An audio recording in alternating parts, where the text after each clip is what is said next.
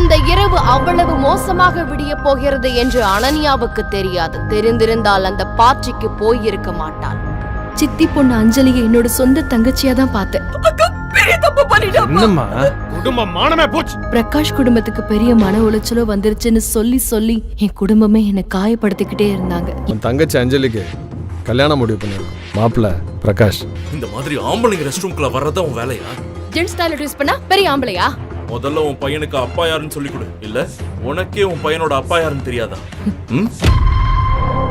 ஹோட்டலில் நடந்த பார்ட்டியில் கூல்ட்ரிங்க்ஸ் என்று போய் சொல்லி அனன்யாவிற்கு போதை மருந்தை கலந்து கொடுத்தது மட்டுமல்லாமல் மிதமிஞ்சிய போதையில் இருந்தவளை அவளைப் போலவே போதையில் இருந்து அனன்யா திருமணம் செய்து கொள்ளப் போகிறாள் என்று தெரிந்ததிலிருந்து அஞ்சலிக்கும் அவள் அம்மா மீனாவுக்கும் பொறாமையில் மூச்சே நின்றுவிடும் போல் ஆகிவிட்டது. அந்த திருமணத்தை நடக்க விடாமல் செய்ய அம்மாவும் மகளும் சேர்ந்து நடத்திய நாடகம் மிக சிறப்பாக அரங்கேறியும் குணசேகரையும் அஞ்சலி அழைத்து வரும்போது அனன்யா இருந்த அறையிலிருந்து அரைகுறையாக 2 அடி பின்னே எடுத்து வைக்கிறாள். அறைக்கு வெளியே அனன்யாவின் அப்பா குணசேகரும் அவள் காதலன் பிரகாஷும் கொலைவெறியுடன் நிற்க பக்கத்தில் அப்பாவி போல நின்று கொண்டிருக்கிறாள் அஞ்சலி. இன்னும் சில நாட்களில் தன்னுடன் இணைந்து காதல் பாடம் படிக்க வேண்டியவள் அதற்கு முன்பாகவே வேறு ஒருவனுக்கு கட்டில் துணையாக இருந்திருக்கிறாள் என்பது பிரகாஷுக்கு பேரடியாக இருக்கிறது. அவனை தொடர போனவள் கலங்குவது போல கன்னத்தில் விழுந்த அடியால் துடித்து போகிறாள். அவள் தந்தை குணசேகரன் தானது. அனன்யா குடித்துவிட்டு யாரோ ஒருவனுடன் தங்கியிருக்கிறாள் என்று அவர்களை அழைத்து வந்து காட்டியதே அஞ்சலிதான். அதன் பிறகு எல்லாமே அஞ்சலியும் அவள் அம்மா மீனாவும் இணைந்து எழுதிய திரைக்கதை படியே நடந்து முடிந்தது. காதலி துரோகம் செய்து விட்டாள் என்று புலம்பி தெரிந்து கொண்டிருந்தவனை கொஞ்சம் கொஞ்சமாக தனக்குரியவனாக மாற்றத் தொடங்கினாள் அஞ்சலி. ஒரு நிமிஷம் அந்த வீட்டுல இருக்க கூடாது, கிளம்பு. என் வாழ்க்கையவே இப்படி புரட்டி போட்ட அந்த ஒருத்தன் யாரு? இதற்கிடையே அனன்யாவின் வாழ்க்கைக்குள் அழையா விருந்தாளியாக வந்தவன் தனக்கே தெரியாமல் தான் செய்துவிட்ட தவறை உணர்கிறான். குடி போதையில ஒரு பொண்ணுகிட்ட அப்படி நடந்துக்கிட்டதை நினைச்சு எனக்கு என்ன பார்க்க வெறுப்பா இருக்கு. அந்த பொண்ணை கண்டுபிடிச்சு அவகிட்ட மன்னிப்பு கேட்கணும். ஆனா அவ எங்க இருப்பா? 5 நீண்ட வருடங்கள், அதன் இடையே எத்தனையோ மாற்றங்கள். அனன்யாவுக்கு நடந்த விபத்தின் அடையாளமாக அவளுக்கு ஒரு மகன் இருக்கிறான். பெயர் மித்ரன். இருவரும் விளையாடிக் கொண்டிருக்கும் போது அனன்யாவிற்கு அவளது அப்பா குணசேகரனிடமிருந்து ஒரு போன் கால் வருகிறது. நான் உயிரோட இருக்கிறது உங்களுக்கு ஞாபகம் இருக்கா? நீ இப்படி பேசுறது ஒன்றும் ஆச்சரியம் இல்லை. உன் தங்கச்சி அஞ்சலிக்கு கல்யாணம் முடிவு பண்ணிருக்கோம். மாப்பிள்ள பிரகாஷ். இந்த கல்யாணத்துக்கு கண்டிப்பா அஞ்சலிக்காக இல்லைனாலும் பாட்டிக்காக ஒரு தடவை வந்துட்டோம். அப்புறம் தனக்கு துரோகம் செய்த தங்கையின் திருமணத்திற்கு போக விருப்பம் இல்லை என்றாலும் தன்னை பற்றிய ரகசியத்தை தனக்கு சரியான நேரம் வரும்போது சொல்வதாக கூறிய பாட்டியை பார்க்க இதுவே சரியான நேரம் என்று முடிவு செய்தார். வேறு வழி இல்லாமல் தன் மகன் மித்ரனுடன் இந்தியாவுக்கு கிளம்பினாள் அனன்யா.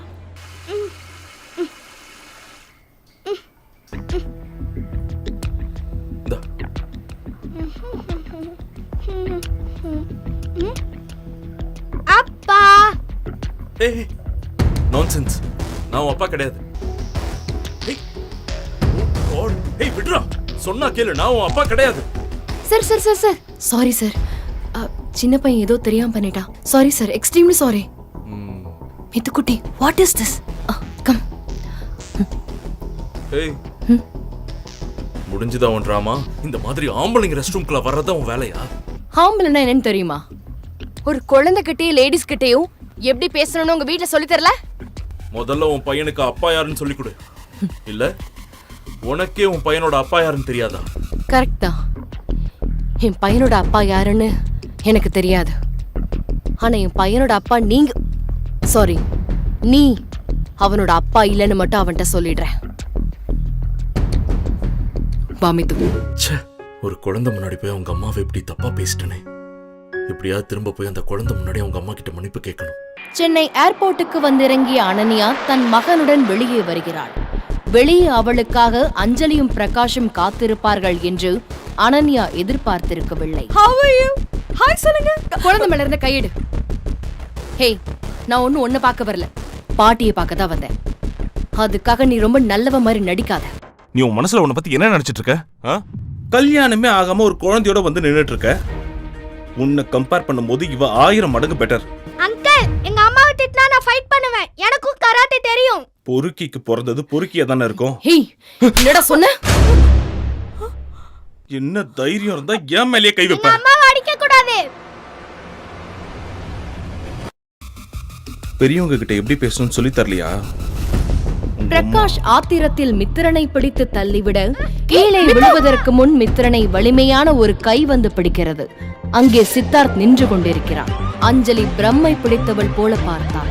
யாரோ ஒரு பணக்காரன் அனன்யாவுக்கு ஆதரவாக வந்தது அவளுக்கு ஆச்சரியமாகவும் பொறாமையாகவும் இருந்தது. என் மகனுக்கு மேனஸ் நீ சொல்லித் தரியா? பசங்க கிட்டயும் லேடிஸ் கிட்டயும் எப்படி நடந்துக்கணும்னு சொல்லி தரல உங்க அம்மா. பிரகாஷ் பிரகாஷ் வேணா பிரகாஷ் பிரகாஷ் நோ நம்ம போலாம் ப்ளீஸ். தேவையில்லாம இவங்கிட்ட எல்லாம் ஏன் சண்டை போட்டு வா போலாம். அப்பா, அம்மா அவங்களோட சண்டை போடல. அந்த அங்கிளும் ஆன்ட்டியும் தான் அம்மாவோட சண்டை போட்டாங்க. நான் பாத்துக்கிறேன். புன்னகையுடன் அவனை அணைத்துக் கொண்டு முன்னால் போக வேறு வழி இல்லாமல் அனன்யா அவன் பின்னால் போகிறார். சித்தார்த் அனன்யாவையும் மித்திரனையும் கப்பல் போன்ற அவனது காரில் அழைத்துச் செல்வதை பார்த்த அஞ்சலியின் பொறாமை இன்னும் அதிகமாகிறது. அனன்யாவையும் அவ பெத்த அந்த குட்டி பிசாசியும் அவளோட அந்த பணக்கார புருஷன் வந்து ஏர்போர்ட்ல இருந்து கூட்டு போயிட்டான். அதுவும் அவனோட காஸ்ட்லி கார்ல, தெரியுமா? என்ன உளர்ற? ஆமா, அந்த குட்டி பிசாசு அந்த பணக்காரனை அப்பன் தான் கூப்பிட்டான். அப்பாவா? உட்காருங்க சுதாகர், உட்காருங்க. கையாடுங்க சார். உங்க பெரிய பொண்ணு லண்டன்ல இருந்து வருவா, அவளை எனக்கு கட்டி வைக்கிறேன் அப்படி சொல்லிதானே என்ன கூப்பிட்டீங்க? நீங்க ஒன்றும் கவலைப்படாதீங்க. என் பெரிய பொண்ணு அனன்யாவை உங்களுக்கு கல்யாணம் பண்ணி வைக்க வேண்டியது என்னோட பொறுப்பு. பிரகாஷ், அந்த ஓடுகாலி அவ பாட்டியை பார்க்க தான் போயிருப்பான். ஐயோ, அந்த கிழவி அவளை பத்திர அந்த ரகசியத்தை எல்லாம் உளறிட்டா. அப்போ நம்ம கிதி அனன்யா அம்மாக்காரிக்கு நடந்தத அவளால சாகுற வரைக்கும் மறக்க முடியாது. இங்க எப்படி அவளை கூப்பிட்டு வர முடியுமோ அப்படி கூப்பிட்டு வாங்க, மற்றதை நான் பார்த்துக்கிறேன். பாட்டி வீட்டில் அனன்யாவையும் மித்திரனையும் இறக்கிவிட்டு சித்தார்த் கிளம்பி போகிறான். அனன்யாவின் அம்மாவை பெற்றவர்தான் இந்த பாட்டி. அனன்யா மீது அன்பும் அக்கறையும் கொண்டவர். ஆனால் அனன்யாவின் தந்தை குணசேகரை மீறி இவரால் ஒன்றும் செய்ய முடியாது. இருப்பினும் அனன்யா பற்றிய ரகசியத்தை அவளிடம் கூறிவிடலாம் என்ற முனைப்புடன் இருந்தார். பாட்டி, எப்படி இருக்கீங்க பாட்டி? ஆசீர்வாதம் பண்ணுங்க பாட்டி. எங்கக்கா ஹஸ்பண்ட் வரல? ஏய் குட்டி பையா, உங்க அப்பா வந்தாரு இல்ல? பாட்டி கிட்ட சொல்லு. ஆமா பாட்டி, அப்பா வந்தாங்க. ஐயோ பாட்டி, அது வேற பிரச்சனை. எல்லாத்தையும் உங்ககிட்ட நான் அப்புறமா வந்து சொல்றேன். ஐயோ பாட்டி, அவ நமக்கு எதுவுமே தெரியக்கூடாதுன்னு நினைக்கிறா. நம்ம எப்பவுமே அவளுக்கு நல்லது தானே நினைக்கிறோம். ஆனா அவ எப்ப பாரு நம்மளை பத்தி தப்பு தப்பா தான் புரிஞ்சுக்கிறா. என்னை பத்தி நீங்க தப்பா எடுத்துட்டாலும் பரவாயில்ல, ஆனா அப்பா என்ன தப்பு பண்ணாரு சொல்லுங்க? இவ இவ்வளோ வருஷம் கழிஞ்சு வராந்தானே இவளை பாக்குறதுக்காக வெயிட் பண்ணிட்டு இருக்காரு. கல்யாணத்தை பத்தி எல்லாம் சொல்ல வேணாம். ஆனா ஒரு வாட்டி வந்து அப்பா பார்க்கல. நம்ம வீட்டுக்கே போலாம். நீங்க வாங்கக்கா வாங்க. ரொம்ப நாள் பார்க்காததுனால எங்க அப்பாவுக்கு பாசம் அதிகமாக இருக்கலாம். கண்டிப்பா இது வரைக்கும் இருந்த பிரச்சனைகள் எல்லாம் சரியாகும்னு நம்பி நான் இவங்களோட போறேன். உனக்கு நல்ல வாழ்க்கை அமையக்கூடாதுன்னு தாண்டி இவ்வளோ பெரிய திட்டத்தை போட்ட. அதையும் மீறி நீ சந்தோஷமா இருந்துடுவியா? அப்பாவோட திட்டத்தை முன்னாடி நின்று நடத்த போறதே நான் தான். நம்ம முன்னாடியே அஞ்சலி இப்படி போய் பேசுறா. அனன்யா குடும்பமே அவளுக்கு ஏதோ ஒரு பெரிய துரோகத்தை பண்ணிருக்காங்க. அதுக்கு பின்னாடி இருக்கிற ரகசியம் என்ன? ஒருவேளை நான் தான் அனன்யாவை புரிஞ்சுக்காம பெரிய தப்பு பண்ணிட்டேனோ? இனிமே நடக்க போற எல்லா விஷயத்தையும் தெரிஞ்சுக்க இப்போவே பாக்கெட் எஃப்எம் டவுன்லோட் பண்ணி முழு கதையையும் கேளுங்க. இது ரகசிய சிநேகிதனே.